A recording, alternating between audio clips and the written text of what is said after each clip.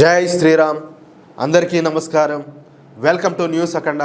నేను మీ కస్తూరి శ్రీధర్. మిత్రులారా, మన భారతదేశ రాజకీయాల్లో ప్రజాస్వామ్య విలువలను కాపాడడానికి, సుస్థిరమైన ప్రభుత్వాన్ని అందించడానికి ఉద్దేశించినటువంటి అత్యంత కీలకమైన చట్టం ఫిరాయింపుల నిరోధక చట్టం.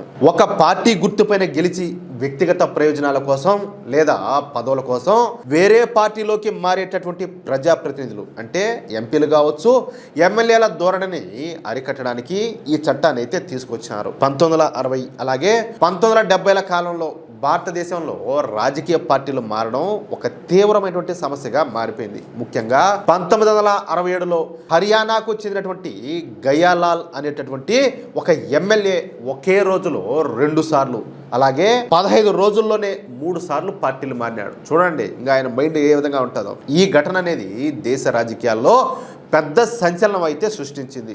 దీని నుంచే రాజకీయాల్లో ఆయారాం గయారాం అని చెప్పేసి ఒక పదం కూడా వాడుకలోకైతే వచ్చింది. ఈ పదాన్ని మీరు కూడా వినే ఉంటారు. ఈ అస్థిరతకు అడ్డుకట్ట వేసేందుకు బలమైన చట్టం కావాలనే ఒక డిమాండ్ అయితే పెరిగింది. దీనితో 1985లో అప్పటి రాజీవ్ గాంధీ ప్రభుత్వం 52వ రాజ్యాంగ సవరణ చట్టం ద్వారా ఈ ఫిరాయింపుల నిరోధక చట్టాన్ని అయితే తీసుకొచ్చినారు.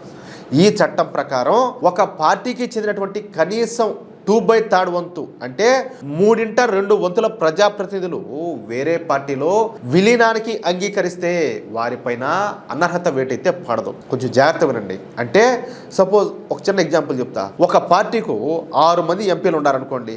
వాళ్ళలో 2 వంతుల మంది ఎంపీలు అంటే ఒక 4 ఎంపీలు కనుక వేరే పార్టీ మారితే వాళ్ళిక రాజీనామాలు చేయాల్సినటువంటి అవసరం అనేది లేదు. సరిగ్గా ఈ అవకాశాన్ని ఉపయోగించుకొని మొన్న తృణమూల్ కాంగ్రెస్ ఎంపీలు తృణమూల్ కాంగ్రెస్ పార్టీకు రాజీనామాలు చేసి నేషనలిస్ట్ సిటిజన్స్ పార్టీ ఆఫ్ ఇండియాలో విలీనమైతే అయినారు. తృణమూల్ కాంగ్రెస్ పార్టీకు మొత్తంగా 29 మంది లోక్సభ ఎంపీలు ఉంటే వాళ్ళలో 21 మంది ఎంపీలు అంటే 3/2 వంతుల మంది ఎంపీలు ఆ పార్టీకి రాజీనామాలు చేసి పార్టీ నేషనలిస్ట్ సిటిజన్స్ ఆఫ్ ఇండియాలో అయితే చేరిపినారు. కాబట్టి వీళ్ళపైన అనర్హత వేట్ అనేది పడదు. అర్థమవుతుందా?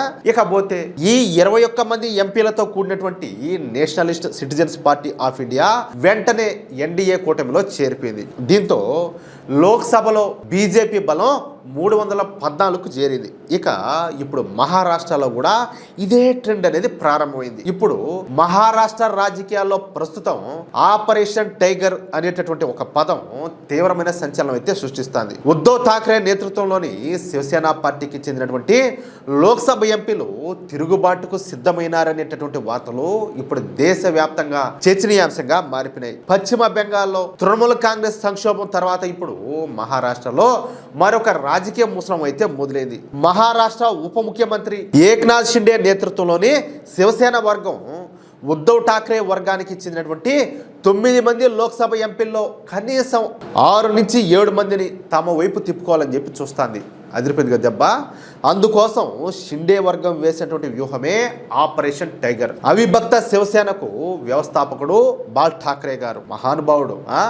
ఆయన గీసినటువంటి పులి గుర్తు అధికారిక చిహ్నంగా ఉంటుంది. అందువల్ల ఈ తిరుగుబాటు ఆపరేషన్కు ఆపరేషన్ టైగర్ అని చెప్పేసి నామకరణం అయితే చేశారు. షిండే వర్గానికి చెందిన నేత అయినటువంటి కృపాల్ తుమ్మనే ప్రకటించినటువంటి వివరాల ప్రకారం ఉద్ధవ్ వర్గానికి చెందిన 7 ఎంపీలు తమతో చర్చలు ముగించారని, రాబోయే వర్షాకాల సమావేశాలకు ముందే వీళ్ళు అధికారికంగా షిండే వర్గంలో చేరే అవకాశం ఉందని చెప్పేసి ప్రకటించారు. ఉద్ధవ్ ఠాక్రే శివసేనకి ఉన్నటువంటి 9 మంది ఎంపీలలో 6 మంది లేదా అంతకంటే ఎక్కువ మంది ఎంపీలు విడిపోతే వాళ్లపైన మనం ఇందాక చెప్పుకున్నటువంటి ఈ ఫిరాయింపుల నిరోధక చట్టం కింద అనర్హత వేటైతే ఎట్టి పరిస్థితుల్లో కూడా పడదు. అందుకే కనీసం 6 మందిని లేదా 7 మంది ఎంపీలను చేర్చుకోవడమే లక్ష్యంగా షిండే వర్గం ప్రణాళికలు అయితే రచిస్తుంది. ఈ క్రమంలో ఢిల్లీలో జరిగినటువంటి ఆ అర్ధరాత్రి రహస్య సమావేశం ఇప్పుడు ఆపరేషన్ టైగర్ వ్యూహంలో అత్యంత కీలకమైన ఘట్టంగా మారిపోయింది. మహారాష్ట్ర ఉప ముఖ్యమంత్రి ఏక్నాథ్ షిండే శివసేన వర్గానికి చెందినటువంటి 6 మంది రెబల్ లోక్సభ ఎంపీలతో ఢిల్లీలోని ఒక ప్రముఖ హోటల్లో అత్యంత రహస్యంగా అర్ధరాత్రి సమావేశం నిర్వహించారు. ఈ భేటీ ముగిసిన వెంటనే షిండే ఢిల్లీ నుంచి జైపూర్కు బయలుదేరిపోయినాడు. ఉద్ధవ్ వర్గాన్ని వీడి వచ్చేటటువంటి ఈ రెబల్ ఎంపీలతో ఒకరికి కేంద్ర మంత్రివర్గ విస్తరణలో కేంద్ర మంత్రి పదవి ఇస్తామని చెప్పేసి హామీ ఇచ్చినట్లు సమాచారం కూడా వస్తుంది. అలాగే మిగిలినటువంటి ఎంపీలకు రాబోయే ఎన్నికల్లో సీట్ల కేటాయింపుతో పాటు పార్టీ సంస్థాగత నిర్మాణంలో కీలక బాధ్యతలు అప్పగిస్తామని ఉప ముఖ్యమంత్రి షిండే హామీ అయితే ఇచ్చారంట. ఈ ఎంపీలతో సమావేశం అవడానికి ముందే ఏక్నాథ్ షిండే కేంద్ర హోంమంత్రి అయినటువంటి మన అమిత్ షా గారితో కూడా భేటీ అయితే అయినారు. అంటే ఈ ఆపరేషన్ కు ముందే వ్యూహాత్మకంగా ఢిల్లీ పెద్దల ఆమోదం కూడా లభించిందని చెప్పేసి రాజకీయ విశ్లేషకులంతా కూడా భావిస్తున్నారు. దీంతో ఇక ఈ 6 మంది ఎంపీలు ఢిల్లీలోనే ఉంటూ లోక్సభ స్పీకర్ అయినటువంటి ఓం బిర్లా గారిని కలిసి తాము ఉద్ధవ్ వర్గం నుంచి విడిపోయి ఒక ప్రత్యేక గ్రూపుగా ఏర్పడతా ఉన్నట్లు, షిండే వర్గంలో విలీనమవుతా ఉన్నట్లు ఒక మద్దతు లేఖను సమర్పించేందుకు ప్రణాళికనంతా కూడా సిద్ధం చేసుకున్నట్లు వార్తలన్నీ కూడా వస్తున్నాయి. ఈ తాజా ఢిల్లీ పరిణామాలు ఉద్ధవ్ ఠాక్రే శిబిరంలో చెప్పాలంటే తీవ్రమైన కలకలం అయితే రేపినాయి. ఇక ఉద్ధవ్ ఠాక్రే తన పార్టీ ఎంపీలతో ఒక సమావేశాన్ని నిర్వహిస్తే ఆ సమావేశానికి మొత్తం 9 మంది ఎంపీలలో కేవలం 2 ఎంపీలు మాత్రమే హాజరైనారంట. అంటే మిగతా 7 ఎంపీలు ఇప్పటికే జెండా బీకేసి పక్కన దొబ్బినారు. ఇక ఈ 7 లేదా ఈ 6 ఎంపీలు షిండే శివసేన పార్టీలో చేరుతా ఉండటంతో ఇప్పుడు ఎన్డీఏ బలం అనేది 320కు చేరుకునింది. తద్వారా ముఖ్యమైనటువంటి బిల్లుల్లో పాస్ చేసేందుకు అవసరమైనటువంటి సంఖ్యాబలం అనేది సమకూరినట్టయితే అయింది. అదే విషయం ఎట్టుంది దెబ్బ అదిరిపోయింది కదా. ఇక్కడ ఈ కాంగ్రెస్ పార్టీకి చెందిన వాళ్ళు, ఈ మోడీ వ్యతిరేకులు, బీజేపీ వ్యతిరేకులు అంతా కూడా కొన్ని మాట్లాడుతున్నారు. అరే వాళ్ళు డబ్బులు ఇచ్చి అట్లా చేస్తున్నారు ఇట్లా చేస్తున్నారు అని చెప్పేసి. అంటే మిమ్మల్ని నచ్చి వచ్చితేనేమో ఇక్కడేమో మోడీ ఫెయిల్యూరు, అదే మోడీ గారి ప్రభుత్వాన్ని వాళ్ళ కూటమి నచ్చిపోతేనేమో వాళ్ళు ఏదో డబ్బులు ఇచ్చుకునేట. ఎట్లుంటాయి మీ బతుకులు, మీ మాటలంతా కూడా.